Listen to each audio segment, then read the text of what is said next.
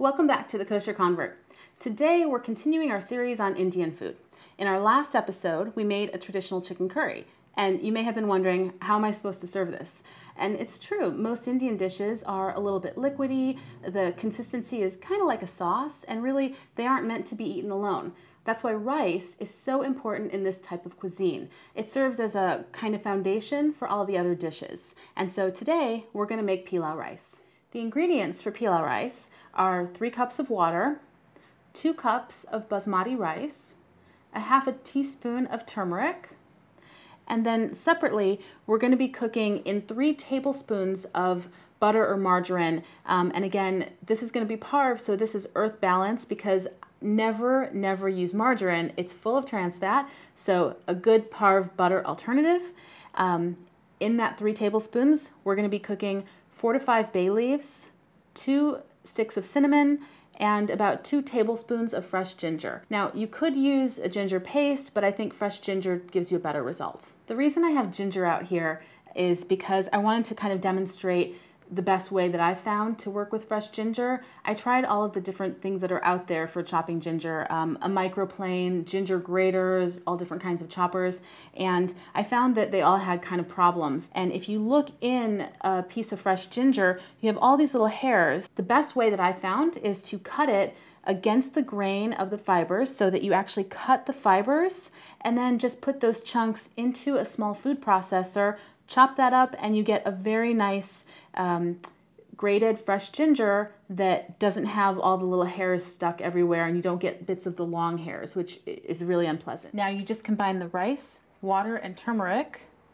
in a medium saucepan, and while it's uncovered, bring it to a boil. Once the rice starts to boil, cover it. I'm going to move this to another burner where it can simmer on a low heat, and then on this burner we'll start to cook our spices. We start by heating the parve butter alternative in the pan, and then just add the cinnamon stick, the bay leaves, and the ginger. And this is just going to cook until the ginger starts to brown a little bit and gets a little toasted. At this stage, it's really important to make sure that the ginger doesn't burn. You want it to get a little toasted, even a little brown, but not burned. I'm just going to check the rice and make sure that it's not getting overcooked.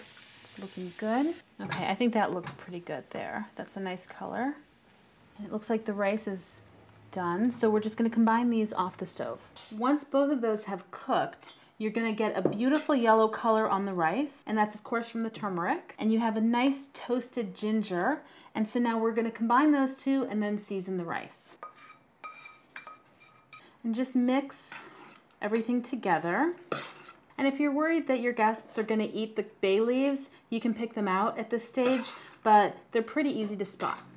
The last step is to season the rice. Now, I almost don't even want to give measurements for these amounts because it really is a guideline. It's meant to be to taste. So you're going to have to add the amount that seems right to you. What I'm using just as a guideline is 1 1/4 teaspoons of salt with 1 1/4 teaspoons of sugar. And then we're also going to add cinnamon and cardamom. Now, the cinnamon guideline here is 1/2 teaspoon, and the cardamom guideline is 1/4 teaspoon, but you can add more or less entirely based on taste. This rice is a great foundation for any Indian meal.